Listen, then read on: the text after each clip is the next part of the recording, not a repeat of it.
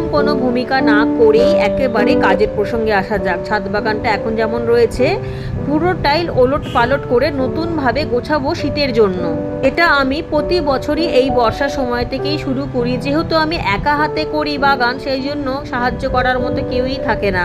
আর একা হাতে বাগান করলে সময়ের কাজ সময় না করলেই বিপদ, কাজটা বেড়ে যাবে, তখন করতে ভীষণ চাপের মধ্যে পড়ে যাওয়া যায়। ছাদ বাগানের যত লতানো গাছ আছে, যেমন লাউ, কুমড়ো, ঝিঙে, কাঁকড়ি, তরমুজ, ফ্রুটি, শসা, এই সমস্ত গাছ তুলে ফেলে দেবো। আর কোনো মায়া বাড়িয়ে রেখে দেবো না। ফল পাচ্ছিলাম প্রচুর, কিন্তু এক নাগারে ফল পেতে পেতে একেবারেই ফ্রেড আপ হয়ে গেছে। আমার ভালো লাগে না এক নাগারে কোনো ফল বা সবজি খেতে। তাছাড়া ঋতুর সাথে সাথে ছাদ বাগানটাকেও নতুন রূপ দিতে কিন্তু আমার খুবই ভালো লাগে। যেমন শীতের পর গরমের জন্য প্রস্তুত করি, নতুন করে সাজাই, বর্ষাতেও আলাদাভাবে সাজাই এবং শীতের জন্য তাই প্রস্তুতি করি। একটু অন্যরকমভাবে চেঞ্জ করলে জিনিসটা দেখতেও ভালো লাগে, আর এক নাগারে এক জিনিস দেখতে বোর লাগে না। এই দেখুন সমস্ত গাছপালা সব অগোছালো হয়ে গিয়েছে। এদিকে সমস্ত গাছ কাটাই ছাটাই করা শুরু করে দিয়েছি, লতানো গাছ সব ফেলে দেবো। আর কোনো ফলের দরকার নেই, প্রচুর ফল পেয়ে গেছি, প্রচুর কাঁকড়ি, প্রচুর শসা, আর কুমড়ো শাক তো অনেকেই পেয়েছি, লাউও পেয়ে গেছি, কুমড়োও পেয়েছি, সবই তো আপনাদেরকে শেয়ার করেইছি। এই টব মপ সব খালি করে দিয়েছি। দেখুন যেখানে যা যা লতানো গাছ ছিল সমস্তগুলোকেই, লতানো গাছে ফল হয় প্রচুর বা সবজি হয় প্রচুর, কিন্তু বন জঙ্গলও হয়ে যায়। তাছাড়া লতানো গাছ বেশি ঘন হয়ে গেলে সূর্যের রোদ আলো তাপ কোনো কিছুই পায় না অন্যান্য গাছ, সেক্ষেত্রে অন্যান্য গাছেরও ফুল ফলটা কমে যায়। আমার ছাদ বাগানটা যেহেতু অনেকটাই ছোট, তাই জন্য বেশি দিন আমি লতানো জাতীয় গাছ রাখতে পারি না। অনেকের বাগান অনেক বড় বড় হয়, সেক্ষেত্রে কোনো অসুবিধা হয় না অনেক বড় বাগান থাকলে, কিন্তু আমার যেহেতু এইটুকুনি ছাদ, তাই জন্য একসাথে এত কিছু গাছ হবে না। সেটা গাছ হয়ে গেলেও ভালোভাবে ফল পাওয়া যাবে না, বা সবজি পাওয়াও যাবে না, বা ফুলও হবে না। সেই কারণেই মাঝে মধ্যে গাছপালা ফাঁকা করে দেওয়াটা খুবই দরকার। এই দেখুন এদিকেও কাঁকড়ি গাছ, তরমুজ গাছ আর করলা, উচ্ছে গাছগুলো তুলে দিয়েছি। এই সমস্ত গাছগুলোকে সমস্ত কিছুই কাজে লাগিয়ে দেবো। এই গ্রো ব্যাগের গাছগুলোকে তুলে দিয়েছি। গ্রো ব্যাগগুলোকে এবার আস্তে আস্তে সেখান থেকে সরিয়ে দিয়ে ক্যারেটগুলোকে সরিয়ে সরিয়ে ভালোভাবে ঝাড় দিয়ে পরিষ্কার করব। এমনিতেও বর্ষা চলছে, যেহেতু আজকে একটু বৃষ্টিটা কম আছে, কিন্তু বৃষ্টি তো এখনো পর্যন্ত হবে, তাই সব কাজ তো একদিনে করা সম্ভব না। যতটা পারবো করব। গাছগুলোকে সবার আগে তুললাম এই কারণে, কারণ এই গাছগুলো থেকে আর কোনো রকমভাবে ফল ফুল সবজি আমি নেবো না। তাই মাটিতে থাকলে শুধু শুধু মাটির খাবারটা খেয়ে ফল ফুল দিয়ে যাবে, এতে মাটিটা তো দুর্বল হয়ে যাবে। তাই মাটিটাকে অবশ্যই গাছগুলো থেকে ক্লিয়ার করে দিতে হবে, যাতে মাটির খাবারগুলো যেটুকুনি রয়েছে সেটুকুনি থাকুক। বৃষ্টির জলেতে আরও সমৃদ্ধ হয়ে যাবে, এবং পরে এই মাটিটার মধ্যেই আমি গোবর সার বা ভার্মি কম্পোস্ট বা পাতা পচা সার দিয়ে অন্য গাছ করতে পারবো। এই কারণেই আমি গাছ সবসময় টব থেকে খালি করে রাখি। এটা কিন্তু খুব প্রয়োজনীয় একটা জিনিস। যদি কোনো গাছ আপনার পছন্দ না হয় তবে টবের মধ্যে রাখবেন না, টব থেকে তুলে নিয়ে রাখবেন।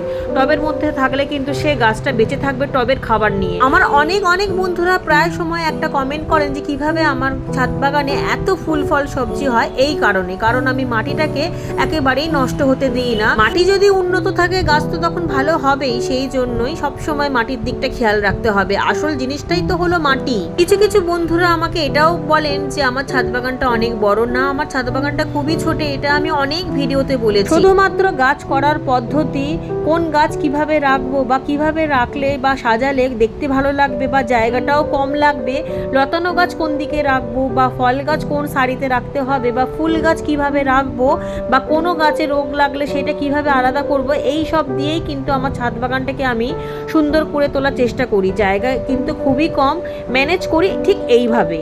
সাথে সাথে অন্য লোকের ছাদকেও কিন্তু আমাকে দেখে শুনে রাখতে হয়। এটা অন্য লোকের ছাদ, যেহেতু আমার ছাদ লাগোয়া, তাই গাছের পাতা টাতা তো পড়তেই পারে। আমি কিন্তু সপ্তাহ শেষে একবার করে ঝাঁট দিয়ে জল দিয়ে ধুয়ে পরিষ্কার করে নিই, যাতে কোনো কথা না ওঠে। যদিও বা তারা কোনোদিনই আমাকে কিছু বলেনি, আমি সেভাবেই মেনটেন করে চলি। সাজানো গোছানো ছাদ বাগান দেখতে যতটা সুন্দর লাগে, এর পেছনে পরিশ্রম 4 গুণ বেশি। প্রচুর পরিশ্রম, তবুও মানসিক একটা শান্তি পাওয়া যায়। কারণ চুপচাপ কাজ করলে আপনার মাথার মধ্যে নানান নতুন নতুন আইডিয়া আসবে, আপনার বুদ্ধি বাড়বে। আর অযথা লোকের লোকের সাথে ভুলভাল গল্প করে কি লাভ, যেখানে কোনো কাজেই লাগবে না সেই জিনিসটা। তা বলে সংসারে যাবতীয় কাজ করে যে বাগানই করতে হবে বা গাছই করতে হবে এর কোনো মানে নেই। কত লোকের কত গুণ থাকে, সেই সব দিকে ফোকাস না করে ওই বাড়ি বাড়ি গিয়ে আড্ডা বা কেউ বাড়িতে এলো আড্ডা, এই জিনিসটাতে আমার একেবারেই ভালো লাগে না। নিজের প্রতিভাগুলো যদি আমরা নিজেরাই চিনতে না পারি তো অন্যরা কিভাবে আমাদেরকে সম্মান দেবে। আবার অনেক সময় আছে যে আমার কিছু দুঃখী বন্ধুরা আমাকে বলে, আমরা তো সংসারের কাজ করে সময়ই পাই না, বাগান কি করে করবো। আরে বাগানই যে করতে হবে এর কি কোনো মানে আছে? মনে ঈশ্বরের আরাধনাও তো করা যেতে পারে, ঈশ্বরের জন্যও কি সময় নেই? শুধুমাত্র দুবেলা ঠাকুরকে দিয়ে দিলেই ব্যাস ঈশ্বরের প্রতি ভক্তি হয়ে গেল? বা দিনক্ষণ দেখে সত্যনারায়ণ পুজো করা বা সিন্নি দেওয়া, এটাই কি ঈশ্বরের আরাধনা? অথচ আমি ছোট থেকেই একটা জিনিস লক্ষ্য করি, অন্যের সমালোচনা করার বেলায় মানুষের কাছে অগাধ টাইম থাকে। পূর্ণিমা বিশ্বাস বোন আমার, আমি কিন্তু কাউকে উদ্দেশ্য করে এই কথাটা বলিনি। কোনো কিছু বললেই বা বাস্তবটাকে তুলে ধরলেই তুমি হয়তো ভাবো যে আমি কোনো কষ্ট থেকেই কথাগুলো বলছি, সেরকম না। কষ্ট এখন আমার সয়ে গেছে, তুমি চিন্তা করো না, এগুলো বাস্তব কথা, তাই আমি বললাম। কিছু কিছু সময় কিছু কথা বলতেই লাগে, না হলে মানুষ দুর্বল ভাবে। ঠিক এরকমই অনেকেই ভাবে বাগান করাটা মানে একটা বেকার ফালতু কাজ, কোনো কাজ নেই তাই বাগান করি, সেই জন্যই কথাগুলো বলা, আর কিছুই না। আমার এই ছোট ছাদ বাগান চ্যানেলের অনেক বন্ধুরাই জানেন যে আমার রান্নারও চ্যানেল আছে। তাহলে রান্না বান্না ঘরের যাবতীয় কাজ করার পরও যদি আমি ছাদ বাগান করতে পারি তাহলে অন্যরা কেন পারবে না? আসলে আমাদের মতো কিছু মানুষ আমরা বেছে নিয়েছি পরিশ্রম, আর কিছু মানুষ বেছে নেয় আরাম বা অজুহাত। বিশ্বাস করুন, এই যে এত কাজ, সকাল থেকে বিকাল পর্যন্ত রান্না, ঘরের কাজ, বাগানের কাজ, বাগান পরিষ্কার করা, তারপর দিন শেষে যখন রাতের বেলা বিছনাতে যাই তখন গা হাত পার মধ্যে আর কিছু থাকে না সার। এত গা হাত পা যন্ত্রণা করে বা এত শরীরটা খারাপ লাগে, তারপরেও কিন্তু সকালবেলা উঠে আবারও কাজের চিন্তা করি যে আজকে এই কাজ করতে হবে, সেই কাজ করতে হবে, মাথার মধ্যে সব সময় কাজই ঢুকে থাকে। এই দেখুন, আমার সাথে সাথে আমার ছেলেটাও কিন্তু খুবই ক্লান্ত হয়ে যায়, তবুও ওকে দিয়ে আমি কিছু কিছু ছোট ছোট কাজ করাই, কারণ কর্মই জীবন।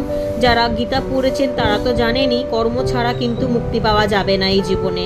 এই দেখুন, সমস্ত গ্রো ব্যাগগুলোকে একসাথে করে এক জায়গায় রেখে দিয়েছি, আর বাকি ছাদে পুরো জল ঢেলে পরিষ্কার করে নিলাম, সেটা তো আপনারা দেখলেনই।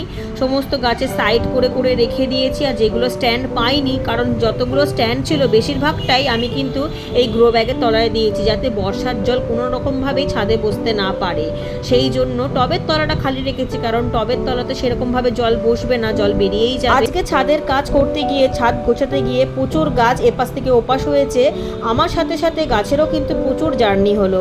আজকে আর কোনো রকম কোনো গাছে খাবার বা স্প্রে কোনো কিছুই দেবো না, কিন্তু গতকাল যখন ছাদ একেবারেই শুকিয়ে যাবে তখন গাছে একটুখানি স্প্রে করতে হবে ফাঙ্গিসাইড।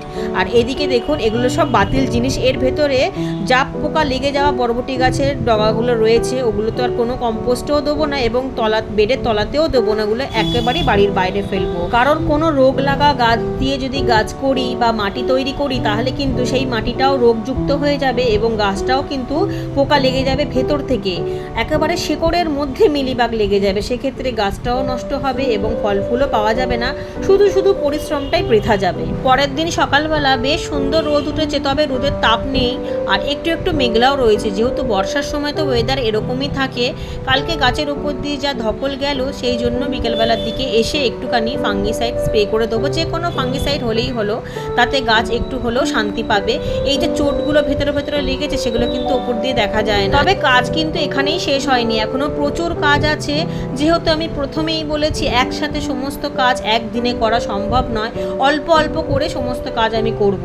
শীতের তো আর বেশি দিন সময় নেই, যেহেতু বর্ষা শেষের দিকে আর পুজোর পরই শীত চলে আসবে, আর পুজো তো সামনেই, সেই জন্য অল্প অল্প করে সমস্ত কিছু এখন থেকেই গোছাতে শুরু করলাম।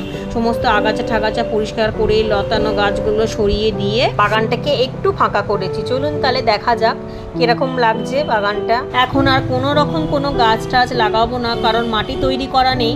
যে গ্রো ব্যাগগুলো রয়েছে, মানে কালকে তো প্রচুর গ্রো ব্যাগ মাটি শুদ্ধ একসাথে রেখেছি, সেইগুলো রোদ উঠলে সমস্ত রোদে দেবো, রোদ খাওয়াবো, তার উপর খাবার দাবার মিশিয়ে শীতের জন্য মাটি প্রস্তুত করব। তাছাড়া বেকার বেকার যে গাছগুলো রয়েছে, যে গাছগুলো কোনো কাজেই লাগছে না, সেই গাছের টবগুলোকেও তো খালি করতে হবে শীতের জন্য, কারণ শীতে প্রচুর টব লাগে, প্রচুর গ্রো ব্যাগ বা ক্যারেট, সেইগুলোকেও তো ধীরে ধীরে সব ক্লিয়ার করতে হবে। আমি আপনাদেরকেও বলবো আগে থেকেই কোনো কিছু কেনাকাটা করবেন না, দেখবেন যে ছাদ বাগানে এরকম অনেক টব থাকবে বা গ্রো ব্যাগ বা ক্যারেট থাকে সেগুলোকে অনায়াসেই কিন্তু কাজে লাগানো যায়। কারণ কি সেইগুলো তো শুধুমুধু জায়গা ঘিরে বসেই থাকে, যেগুলো দরকার লাগবে না সেই গাছগুলোকে কম্পোস্টে ব্যবহার করে নেবে। তা বলে ফল ফুল দেওয়া কোনো গাছ কিন্তু কেটে নষ্ট করে দেবেন না। বেশ খানিকটা সময় নিয়ে বাগানে যাবেন, দেখবেন কত জায়গা কিন্তু আপনারা পেয়ে যাবেন গাছ করার মতো। শুধু টাকা খরচা করে গ্রো ব্যাগ বা ক্যারেট বা টব কিনে জায়গা জড়ো করে তো কোনো লাভ নেই। তাছাড়া যতটা পারবেন খরচা কমিয়ে বাগান করবেন, সেই বাগান করার মজাটাই কিন্তু আলাদা। অযথা অনেক অনেক টাকা নষ্ট করে বাগান করলে কিন্তু মনটা ধীরে ধীরে খারাপ হয়ে যায়। সার কিছুটা কিনুন, কিছুটা নিজেরা তৈরি করুন, দেখবেন কতটা ভালো তৈরি হবে। একটু একটু করে সব কিছু জিনিস রেডি করতে থাকুন। কোনো সময় হয়তো একটুখানি সার রেডি করলেন, বা কোনো সময় গাছের স্ট্যান্ড, বা কোনো সময় টব। তবে সব কিছু আগে থেকে জোগাড় করে রাখলেও বীজটা কিন্তু আগে থেকে কখনোই জোগাড় করে রাখবেন না। বীজ কিন্তু ডেট অনুযায়ী কিনবেন। আর অবশ্যই যে দোকান দিয়ে কিনবেন সেই দোকানটা যেন চালু দোকান হয়, মানে পুরনো বীজ যেন সেখানে না থাকে। অনেক বিক্রি বাট্টা হলে কিন্তু পুরনো বীজ থাকেই না। আর বীজ কেনার সময় জিজ্ঞাসা করে নেবেন যে শীতের বীজ কিনা বা গরমের বা বর্ষার বীজ কিনা, কারণ বীজ কিন্তু 3 রকমের হয়। আপনি যদি গরমের বীজ শীতে বসান সেক্ষেত্রে কিন্তু ফলন একেবারেই পাবেন না। আবার একটা কথাও আছে, সবসময় যে বড় বড় নার্সারিতে ভালো বীজ পাবেন সেরকমও কোনো ব্যাপার নেই।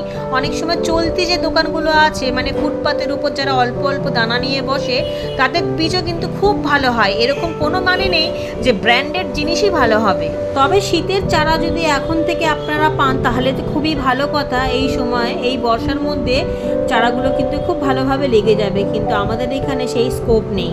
এত তাড়াতাড়ি কোনো কিছুই পাওয়া যায় না, তাতে কোনো চাপ নেই। শীত আসুকই না, শীত আসতে তো বেশ কিছুটা সময় রয়েছে, তখনই বসানো যাবে। সেইভাবেই কিন্তু আমি প্রতিটা বছর বাগান করি। এই দেখুন, এই ব্যাগগুলো এইভাবে রেখেছি স্ট্যান্ডের তলাতে, দিয়ে জলগুলো কিন্তু সবই বেরিয়ে গেছে, যেহেতু স্ট্যান্ডের মধ্যে রেখে দিয়েছি যাতে কোনো রকমভাবে জল না যাবে, যেটা তো আমি কিছুক্ষণ আগেই বললাম। বাকি যে গাছগুলো, কিছু কিছু গাছ যেগুলো আছে স্ট্যান্ড ছাড়া, সেগুলোতে কোনো অসুবিধা হবে না। গত বছরের বীজ যদি কিছুটা রয়ে যায় আপনাদের কাছে, তাহলে সেই বীজটা এখন ফেলতে পারেন। তাহলে কিন্তু শীত আস্তে আস্তে চারাগুলো বেশ লেগেও যাবে এবং বড়ও হয়ে যাবে, আর শীতের সময় ভরপুর সবজি পেয়ে যাবেন। এই দেখুন, এগুলো হচ্ছে গত বছরের বেগুন গাছ, এখনো পর্যন্ত বেগুন হয়ে যাচ্ছে। এগুলো কিন্তু পুরনো গাছই। তবে বেগুন গাছের ক্ষেত্রে একটা বিশেষ জিনিস আমি লক্ষ্য করেছি, নতুন গাছে যে পরিমাণে বেগুন হয় পুরনো গাছে কিন্তু সেই পরিমাণে বেগুন হয় না। সেই জন্য বেগুনটা চেষ্টা করবেন সিজনেরটা সিজনে করাই ভালো। আর কম ফলন হলেই আমি কিন্তু তুলে ফেলে দিই। শুধু ওই একটা দুটো বেগুন থাকার থেকে নতুন গাছ বসিয়ে দেওয়াটাই আমার কাছে শ্রেয়। তাদের মাটি তৈরি করতে হবে, তার জন্য বেশ কিছুটা জায়গা আমার দরকার ছিল। সেই জন্য প্রতি বছরের মতো এবছরও খানিকটা জায়গা বার করে নিলাম ছাদে, এই কারণে, কারণ বর্ষার শেষেই কিন্তু মাটি প্রস্তুত করতে হবে। মাটিতে খাবার তৈরি করে নিয়ে গ্রো ব্যাগ ভরতে হবে, টব ভরতে হবে, ক্যারেট ভরতে হবে, তবেই তো শীতের কাজ করতে পারবো। আর এদিকে জায়গাটা আমার খুব দরকার ছিল, তাই জন্য একটু অন্যরকমভাবে সাজালাম। মধ্যিখানটা প্রায় ফাঁকাই করে দিয়েছি, সাইড দিয়ে সমস্ত গাছগুলো রেখে দিয়েছি। তরল সার তো অনেক দিন আগে থেকেই বানাতে শুরু করে দিয়েছি, যেহেতু গরমের সময় সমস্ত তরল সারই গাছে কাজে লেগে গেছে। সেই জন্য অনেক দিন ধরেই আমি তরল সার তৈরি করতেও শুরু করে দিয়েছি, আরও করতে হবে। ঠিক আছে বন্ধুরা, আজকের ভিডিওটা আমি এখানেই রাখলাম। সবাই খুব ভালো থাকবেন, সুস্থ